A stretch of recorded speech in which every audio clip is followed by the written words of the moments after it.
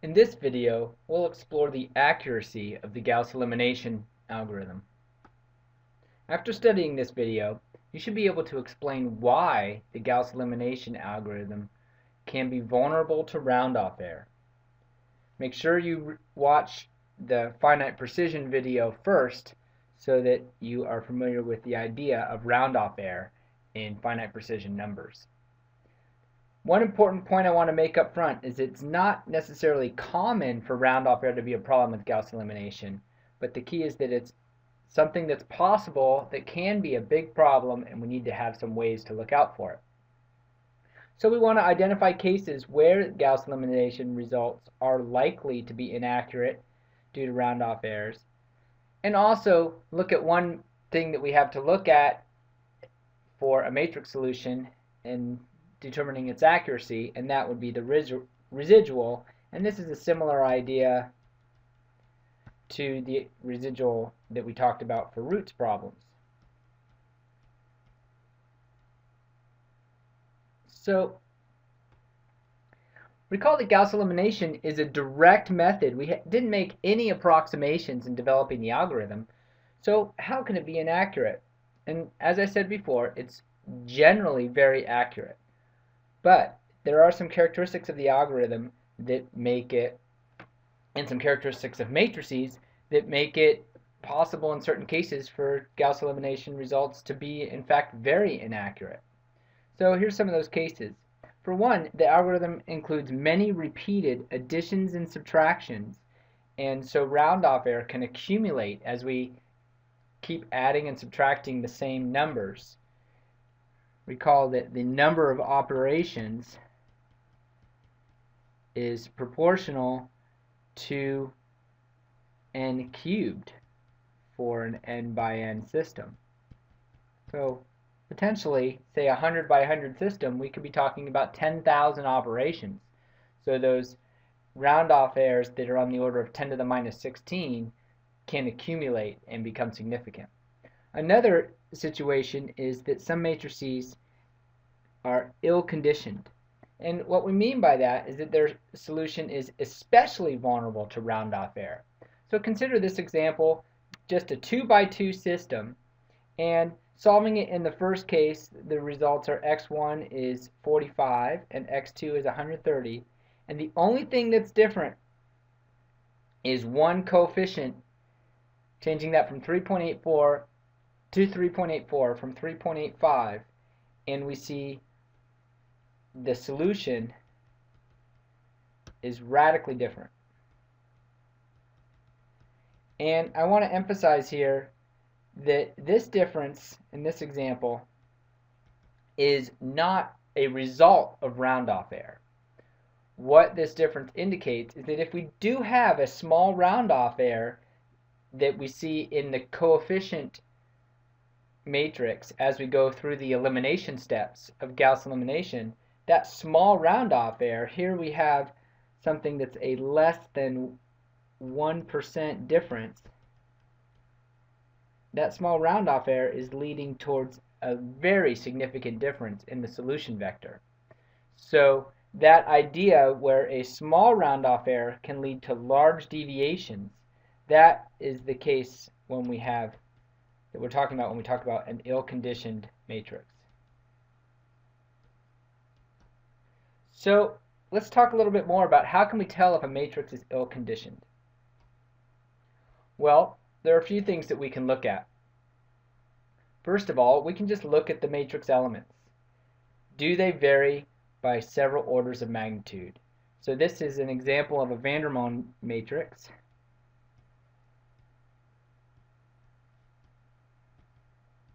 Where if you look at this, if you think about an x being 10 and 100, 200, and 300, this matrix has the form of x to the 0, x to the 1, and x squared in each of those rows. And so we can look at that and see that from the third column here to the first column there, we are spanning 5 orders of magnitude.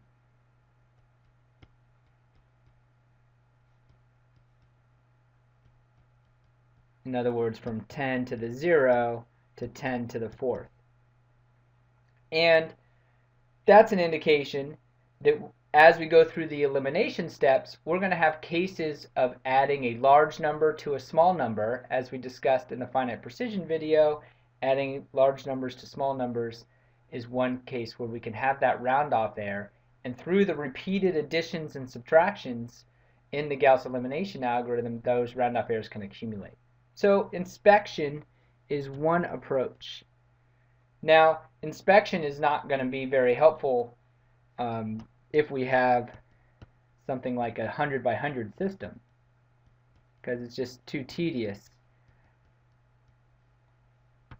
to go and inspect that element by element. So we would like to have some mathematical tools to do this. One is to look at the determinant. If the determinant is close to 0, that indicates that the matrix is close to singular.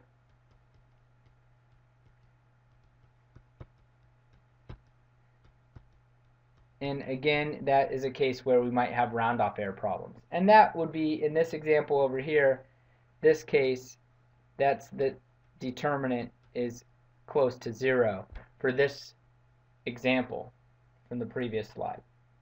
The last thing we can look at is we can define the matrix condition number. And that is a built-in MATLAB function. And there's potential here to really kind of open a can of worms in this class of theory that I don't necessarily want to get into, but I do want to talk just enough about what a condition number is so that we can use that as a tool to evaluate whether or not a matrix might be ill-conditioned. So the idea of a condition number is the default for MATLAB using the built-in function COND is it's the norm, again there's the double brackets, it's the norm of A times the norm of the inverse. And we can have a condition number based off any different number of norms. Recall we talked in a previous video about different types of norms. We can talk a little more in MATLAB that uses the default is the most common matrix 2 norm condition number. And the matrix 2 norm is a norm that we didn't talk about previously. The way that that's defined as is the square root of mu max. Now, mu max is the largest eigenvalue of the product A transpose times A. Again, like I said before, this is potentially opening up a can of worms. Now we've introduced another term, eigenvalue. We are not going to discuss that. I'm going to leave the idea of eigenvalues to your linear algebra class, Math 260. And just know now that this matrix 2 norm, also called the spectral norm, it's the minimum norm of the matrix A. So it's a scalar value that gives us a sense of the magnitude of the matrix. And since it's the minimum norm, we can think of it as the tightest measure of the magnitude of that matrix, since it is the minimum norm. And again, this is the default if you use the default norm used for the MATLAB function condition of A. So let's look at what happens when we take the condition number of some matrices we've looked at. So here's some example condition numbers. First is this Vandermonde matrix, which is a notoriously ill-conditioned matrix, and we see that that condition number is on the order of 10 to the 5th. And we know that that's an ill-conditioned matrix. Here's the matrix that the 2 by 2 matrix that I presented earlier in this video. And doing that condition number, we get a condition number on the order of 10 cubed. And then lastly, here's a condition number, and this is the matrix we were working with in the Gauss elimination video, and this is on the order of 10 to the 0, or the order 1. And in general, again, without getting too deep into the theory here, the bottom line is that a condition number is much, much greater than 1, that indicates that the matrix is vulnerable to round-off error. It doesn't guarantee that we're going to have round-off error problems, but it indicates that round-off error might be a concern. So that is our main conclusion, that condition number is based off the spectral norm. We're not that worried about what does the spectral norm mean. Since this is an applied class, the key here is just knowing we have this condition number that describes how the matrix is vulnerable, whether or not the matrix is vulnerable to round-off error. So let's move on and talk a little bit about how we can measure the accuracy of the end solution. Now, we don't know the true solution because we're solving a matrix. We're solving for that true solution. So the best that we have, similar to the roots problems that we talked about before, is to look at the residual as a measure of accuracy. So in this case, the residual will be a vector. So we might also look at the norm of the residual as a measure of the accuracy of the solution. So for the true solution, we know that it solves the equation a times x equals b, which we can rearrange as b minus ax is equal to 0.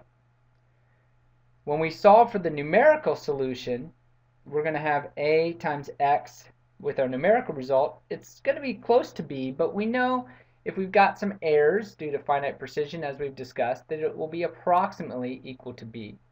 So we can rewrite this as b minus ax numerical is equal to e, where e is our vector of residuals. And again, it's important to note here that this is an error, what's left over by plugging our vector x back into the linear system, and we should end up with a 0. It's not a direct measure of the errors in our numerical solution. But you might look at this and say, well, but can't we use that to come up with a direct number? Let's try it out. So we know that the actual error, so here would be the actual error in our x vector, in our solution, it's going to be equal to x true minus x numerical. And we have those two results. And if we solve for b, we can take our ax true and plug that in here, and we get ax true minus ax numerical equals e. We can factor out the ax true minus x numerical equals e, and you could say, oh, no problem. Now we have a linear system to solve for that error vector, right? Because this right here, this right here is ET. But the problem is solving that system, especially when we're really interested in the error. A might be an ill-conditioned matrix. Solving the system uses that coefficient matrix again, and it introduces additional error. So, not a good idea.